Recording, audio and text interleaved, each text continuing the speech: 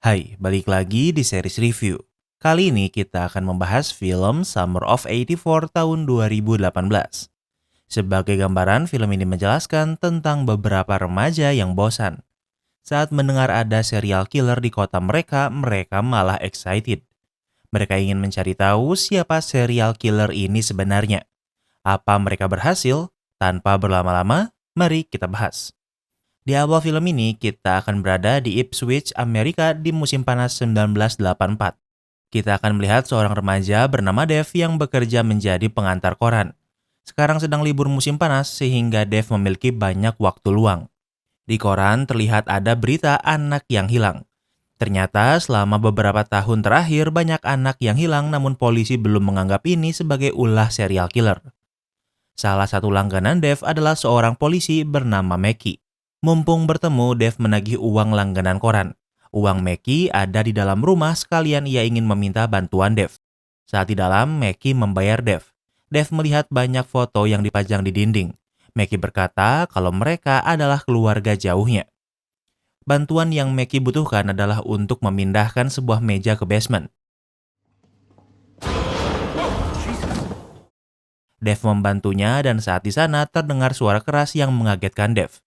Saat istirahat, Dev melihat ada ruangan yang dikunci di basement.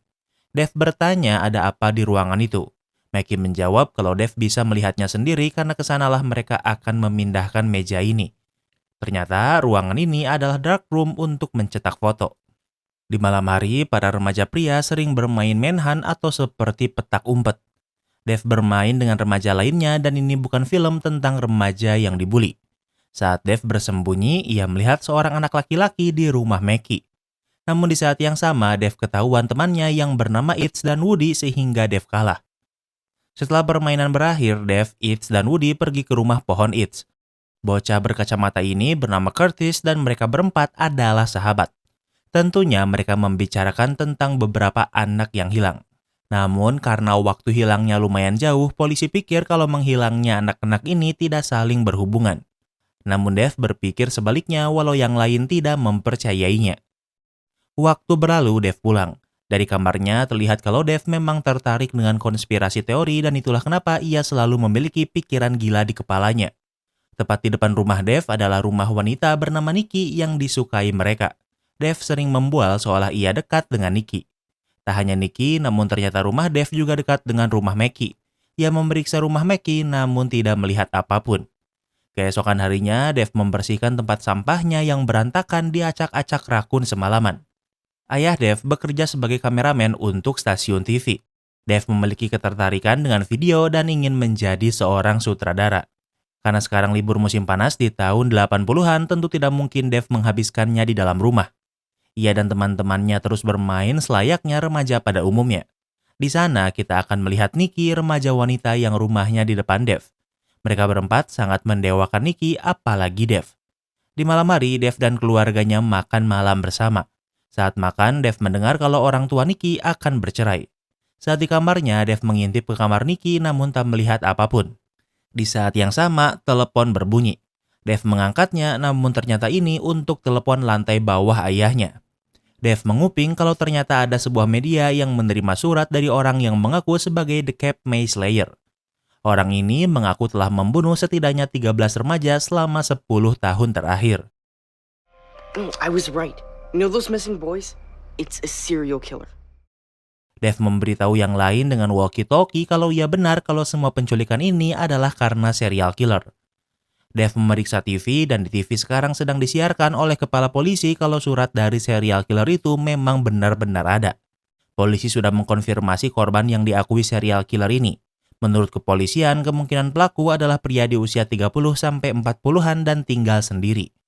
Tentunya kebanyakan orang khawatir, namun bagi Dev, ia malah excited. Walau target serial killer ini berusia di sekitar mereka, namun di Ipswich belum ada anak yang hilang. Itz pikir Dev hanya parnoan karena terlalu sering membaca teori konspirasi. Di saat yang sama, Curtis melihat Nikki yang mengganti pakaian. Mereka bergantian mengintip kecuali Dev. Namun saat Nikki berbalik, yang ketahuan justru adalah Dev karena telat bersembunyi. Keesokan harinya, Dev dan yang lainnya pergi ke perpustakaan. Curtis ke sini untuk belajar sementara Dev ingin mencari informasi mengenai serial killer. Curtis bingung kenapa serial killer ini baru mengirim surat ke polisi. Dave pikir pembunuh ini bosan karena sudah membunuh banyak orang tanpa ketahuan. Mereka memeriksa koran lama yang ada di perpus namun tidak menemukan hal berarti. Walau sekarang sudah diketahui ada serial killer, namun para remaja masih bermain manhunt di malam hari. Mereka ke rumah teman mereka yang sudah lama tidak ditemui. Mereka mengetuk pintu beberapa kali namun tidak ada yang menjawabnya. It's pikir mungkin teman mereka sedang berlibur. Namun Dave bingung kenapa mobil mereka ada di parkiran. Dave memeriksa pintu namun pintunya terkunci. Dave mengintip mobil dan karena tidak menemukan apapun, ia memilih pergi. Keesokan harinya saat sarapan, Dave melihat foto anak hilang di kotak susu. Dave memberitahu yang lain kalau Mackie adalah serial killer. Alasannya adalah Dave melihat anak yang hilang itu di rumah Mackie saat bermain manhunt. Dave juga berpikir bagaimana kalau teman mereka yang tak lama mereka temui mungkin dibunuh Mackie karena ketahuan. It's memberitahu kakaknya bilang kalau Mackie membeli 100 pound kompos. Mackie bilang kalau itu untuk berkebun. Dave tidak mempercayainya karena halaman belakang Mackie tidak sebesar itu. Dave juga memberitahu di basement Mackie ada ruangan yang dikunci. Selain itu, korban diperkirakan berusia 30-40-an, seorang pria dan tinggal sendirian. Semua kategori ini cocok dengan Mackie. Dude, Mackie's a cop with a sick reputation. It's menjelaskan kalau Mackie adalah seorang polisi dengan reputasi yang baik. Namun menurut Dave justru itu malah cocok. Karena Mackie polisi, ia tahu cara menghilangkan jejak dari polisi dan karena itulah ia tak pernah tertangkap. Tentu mereka tidak bisa langsung melapor polisi karena tidak memiliki bukti apapun. Dan itulah yang ingin Dave mereka lakukan, yaitu mencari bukti. Ini adalah ide gila namun tak ada yang bisa mereka lakukan sekarang sehingga memilih untuk mengikuti rencana Dave. Kini mereka mengawasi Mackie. Setiap hari kerja, Mackie pergi bekerja sambil membawa tas gym. Mackie pulang bekerja sekitar jam 6:30 malam. Sementara di akhir pekan, pergerakan Mackie acak.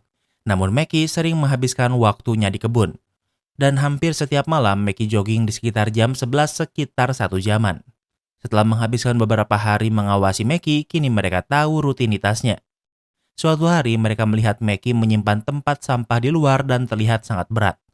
Di malam hari saat Mackie pergi jogging, mereka memeriksa tempat sampah. Dave tidak takut sampah berserakan karena di lingkungan ini memang ada masalah rakun yang sering mengacak-ngacak sampah. Namun walau begitu, mereka tidak menemukan apapun. Semua orang pergi kecuali Woody. Saat ini, Woody sedang tidak ingin pulang dan ingin menginap di rumah Dave. Dave mengizinkannya dan Woody akan pulang dulu untuk membawa barang-barangnya. Saat di rumah, Woody melihat kondisi ibunya yang sedang buruk.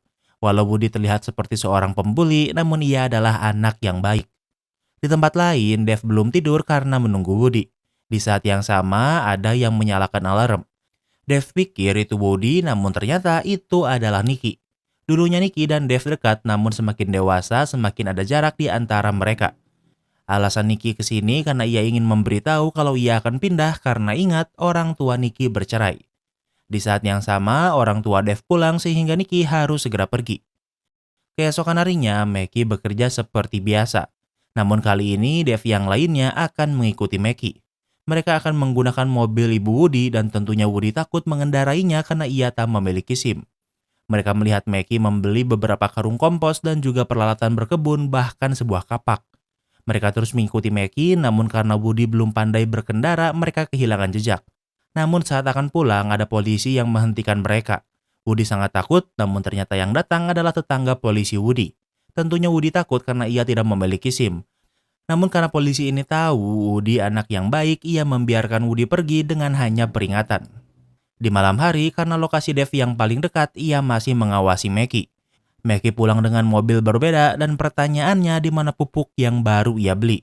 Dave pikir mungkin Mackie mengubur korbannya di tempat lain. Di saat yang sama, Nikki menemui Dave. Mereka keluar karena Nikki butuh teman curhat atas perceraian orang tuanya. Nikki tidak bisa memberitahu teman-temannya dan hanya bisa memberitahu Dave. Nikki merasa tidak enak karena merepotkan Dave. Agar Nikki merasa lebih baikkan, Dave juga memberitahu rahasianya. Ia memberitahu kalau ia pikir Mackie adalah serial killer. Tentu mendengar ini, Nikki tertawa karena Nikki, Dave, dan Mackie adalah tetangga dari mereka kecil. Nikki meminta Dave untuk tidak mengawasi Mackie lagi, apalagi ia adalah seorang polisi. Keesokan harinya, Curtis membawa sebotol alkohol yang ia curi dari ayahnya. Ini adalah pertama kalinya mereka mencobanya dan tentunya tidak menyukainya. Kemudian Dave bercerita tentang pertemuannya kemarin dengan Nikki. Dave merasa kalau ia memiliki koneksi dengannya. Kemudian mereka memutuskan untuk kembali ke rumah teman yang jarang mereka temui lagi. Rumahnya masih gelap, namun kali ini pintunya tak dikunci. It's pikir ini tidak aneh karena rumah di sini rata-rata memang tak dikunci karena saking amannya. Namun masalahnya, terakhir kali Dave memeriksanya, pintu ini dikunci. Mereka masuk untuk memeriksa. Listrik tidak menyala sehingga tempat ini sangat gelap. Mereka mencium bau aneh sehingga menjadi waspada.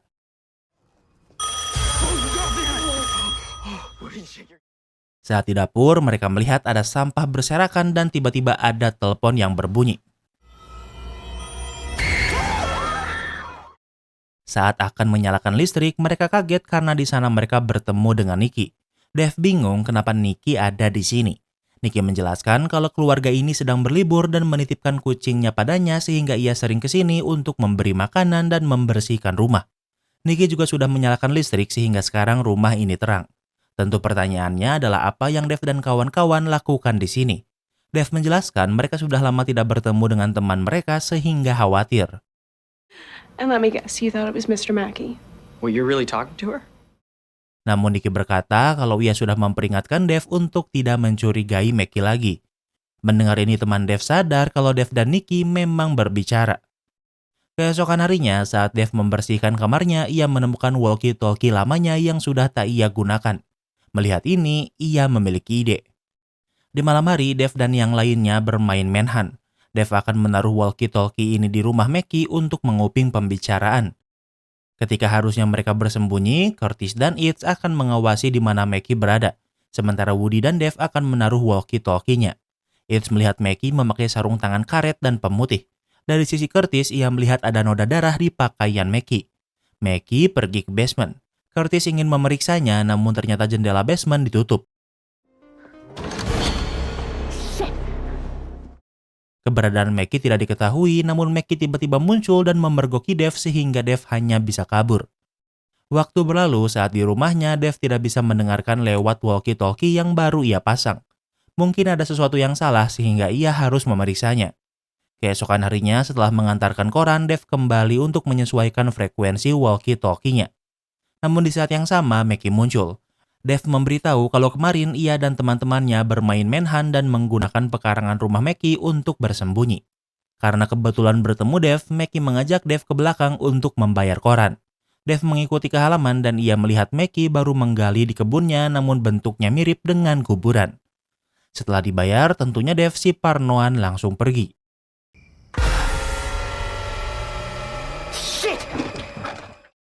Di malam hari, Dave mengawasi rumah Mackie namun ia melihat kalau Mackie juga mengawasinya. Dave sangat takut karena ia ketahuan. Tak lama kemudian ia mengintip lagi namun kali ini Mackie sudah tidak ada. Sepertinya Mackie hanya ingin menakut-nakuti Dave kalau ia sudah ketahuan. Namun walau takut, Dave masih tak ingin menyerah.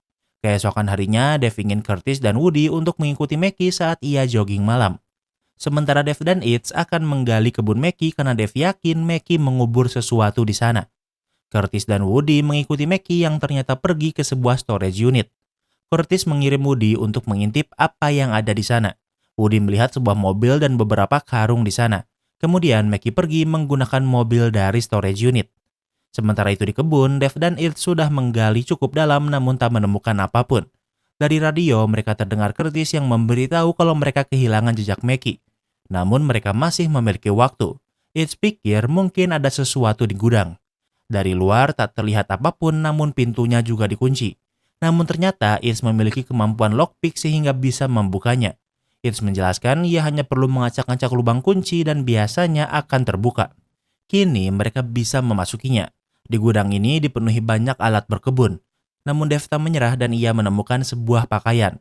Dave menunjukkan pakaian ini pada Itz dan menjelaskan kalau ini adalah pakaian yang dipakai orang hilang yang Dave lihat bersama Mackie. Apalagi di pakaian ini juga ada noda darah. Tak lama kemudian Curtis dan Woody datang memberitahu kalau mereka harus segera pergi. Kini mereka semakin mencurigai Mackie. Mackie memiliki mobil rahasia dan juga banyak karung kompos di storage unitnya. Dengan ditemukannya pakaian ini, Dave pikir Mackie membunuh bocah itu kemudian menguburnya di tempat lain dan bukan di kebunnya. Woody berkata kalau di karung yang ia lihat ada tulisan Noah namun tulisannya aneh. Woody menulisnya namun Curtis sadar kalau Woody salah baca. Yang dilihat Woody sebenarnya adalah NaOH. Ini adalah rumus kimia untuk sodium hydroxide.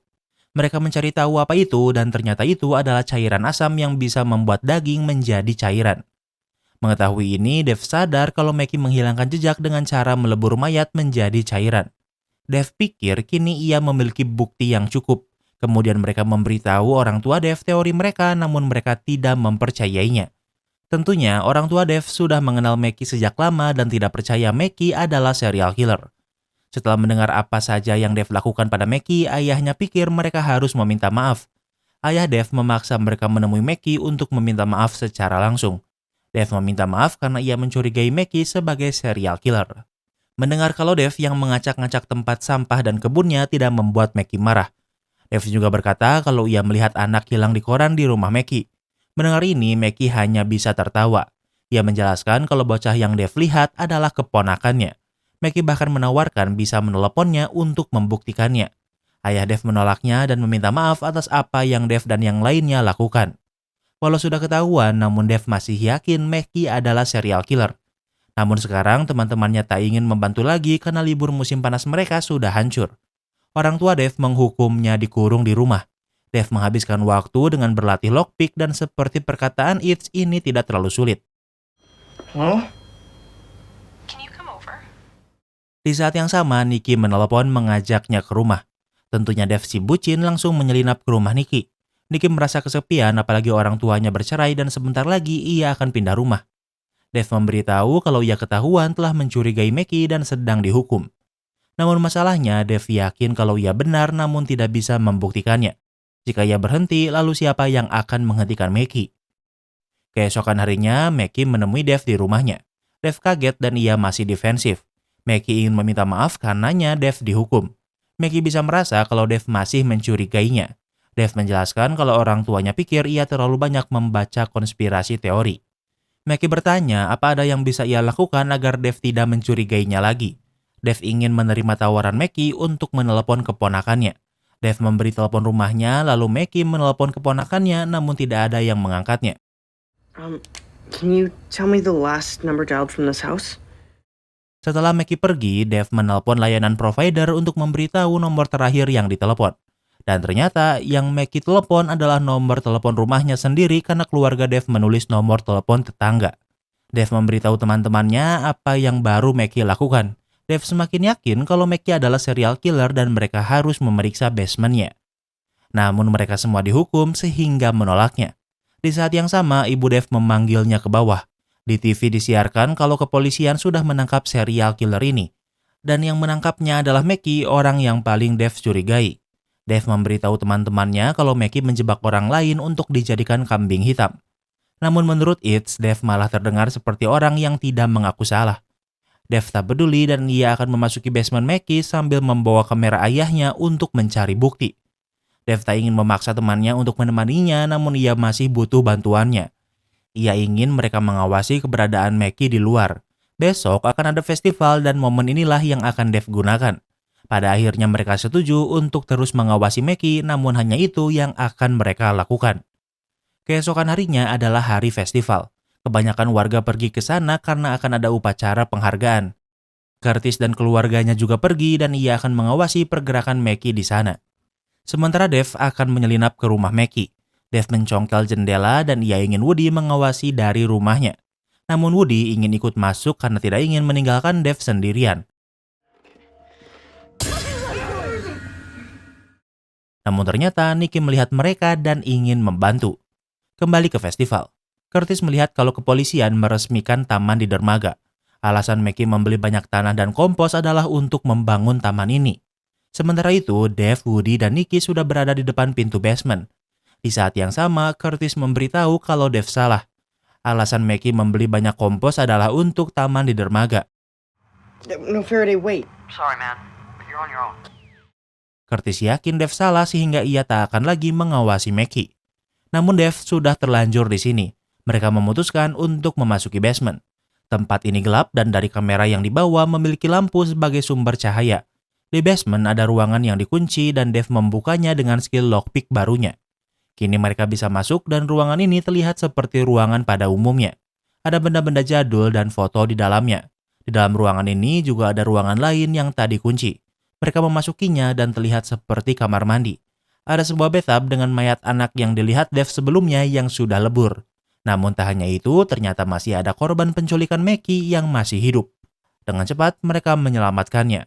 Dan saat kembali ke ruangan sebelumnya, Dev sadar kalau foto-foto di dinding adalah korban Mackie. Dan target selanjutnya adalah Dev. Mereka berhasil keluar dengan selamat lalu menunjukkan rekaman di basement itu pada polisi. Ini adalah bukti kuat sehingga kepala polisi langsung mengirim orang untuk menangkap Mackie. Namun sepertinya Mackie ketahuan kalau ia adalah serial killer sehingga melarikan diri. Karena ibu Woody harus bekerja, Woody akan menginap di rumah Dev. Di tengah malam, tangga ke atap di rumah Dev terbuka dengan sendirinya. Seseorang masuk dan ternyata itu adalah Mackie. Tentunya Mackie di sini untuk membalas dendam. Yang pertama ia lakukan adalah membius Dev hingga tak sadarkan diri. Waktu berlalu saat ia tersadar, Dev sudah berada di dalam mobil. Karena Woody menginap di rumah Dev, ia juga diculik Mackie. Mereka diikat namun berhasil membebaskan diri. Dari luar mobil ada yang melempari mereka. Ternyata pintunya tak dikunci. Mereka sadar kalau Mackie ingin mereka lari sehingga Mackie akan memburu mereka. Mereka berlari di hutan yang gelap dan ini seperti bermain manhunt versi nyata. Dev dan Woody harus terus berlari namun ternyata mereka di pulau sehingga dikelilingi air. Di sana mereka melihat banyak tengkorak dan sadar kalau disinilah Mackie membuang mayat korbannya. Woody jatuh sehingga sulit berjalan. Dev ingin menyelamatkan Woody sehingga memancing Mackie. Mackie berhasil mengejar dan menyayat kaki Dev. Tahu kalau Dev kini tak bisa lari, sekarang Mackie memburu Woody. Woody ingin menggapai mobil polisi namun Mackie berhasil menemukannya. Dan tanpa menunggu, Mackie langsung menyayat leher Woody hingga meninggal. Tak lama kemudian, Dev mencari Woody dan terkejut melihat Woody sudah meninggal. Kemudian Mackie menangkap Dev. Tentunya Mackie sangat membenci Dev karena Dev sudah menghancurkan hidupnya. Namun Mackie tidak akan membunuh Dev. Jika Mackie membunuh Dev, maka Dev akan mati begitu saja. Mackie ingin Dev hidup dalam ketakutan dan penyesalan karena telah membuat Woody meninggal. Mackie bersumpah kalau suatu saat nanti ia akan kembali dan membunuh Dev. Kemudian Mackie pergi meninggalkan Dev begitu saja. Waktu berlalu, Dev berhasil ditemukan hidup-hidup. Ia melihat kalau mobil polisi Mackie terbakar sebagai upaya untuk melarikan diri. Dev harus menjalani hidupnya dalam ketakutan Mackie dan dengan begitu film ini pun berakhir. Kini kita masuk ke sesi rating. Yang pertama adalah tema. Mimin suka film crime mystery tapi suka males kalau karakternya remaja. Soalnya remajanya sering ekstrim kayak bobol rumah orang atau acak-acak kebun kayak gitu. Biasanya kalau crime mystery dengan karakter remaja ceritanya suka ringan tapi kali ini lumayan berat. Jadi untuk tema, Mimin kasih rating 8/10. Yang kedua adalah logika. Yang paling bikin aneh tuh tingkah orang dewasa di film ini. Bayangkan ada serial killer yang menargetkan anak-anak. Tapi dengan santainya, anak-anak tetap diizinkan bermain malam-malam. Yang kedua adalah tidak dijelaskan langkah polisi dalam menangkap serial killer. Tiba-tiba aja Mackie punya kambing hitam yang dijadikan pelaku. Udah gitu, waktu Dev beri bukti kalau Mackie adalah serial killer, polisi gagal nangkap Mackie. Tapi anehnya, kenapa gak ada polisi atau minimal orang tua Dev yang jaga dia? Karena karakter utamanya remaja, jadinya orang dewasa di filmnya jadi mendadak bego. Jadi untuk logika, Mimin kasih rating 6/10. Yang ketiga adalah plot twist. Twist terbesar di film ini adalah ternyata dugaan Dev selama ini benar kalau Mackie memang serial killer. Awalnya terdengar kalau film ini hanyalah efek samping dari imajinasi liar Dev. Namun ternyata Dev benar kalau Mackie memang serial killer. Tapi ya karena gak ada tersangka lain jadinya lumayan expected. Jadi untuk plot twist Mimin kasih rating 7/10. Yang keempat adalah ending. Endingnya Mimin lumayan suka. Mimin gak suka konsep serial killer yang ketahuan terus mati dibunuh begitu aja. Walau Mackie belum tertangkap, namun sekarang ia akan menjadi buron selama hidupnya. Namun begitu pun dengan Dev. Karena Mackie tidak membunuh Dev, Dev akan terus hidup dalam ketakutan sebelum Mackie ditangkap. Mimin suka endingnya, jadi untuk ending Mimin kasih rating 8/10. Yang kelima adalah entertainment value. Film ini punya vibe thriller komedi, tapi ternyata nggak terlalu banyak komedinya. Twistnya biasa aja, tapi endingnya Mimin lumayan suka. Cuma menurut Mimin, gambar di film ini tuh terlalu gelap karena banyak adegan malamnya. Pace-nya juga lambat, tapi masih bisa ditonton. Bukan yang terbaik, tapi masih bisa dinikmati, jadi untuk entertainment value, Mimin kasih rating 8/10. Jadi, overall rating Summer of 84 tahun 2018 adalah 7,4. Apa kalian setuju sama rating Mimin? Jangan lupa like video ini kalau kamu suka dengan video ini dan jangan lupa juga cek video kita lainnya. Terima kasih sudah menonton dan sampai bertemu lagi di film berikutnya.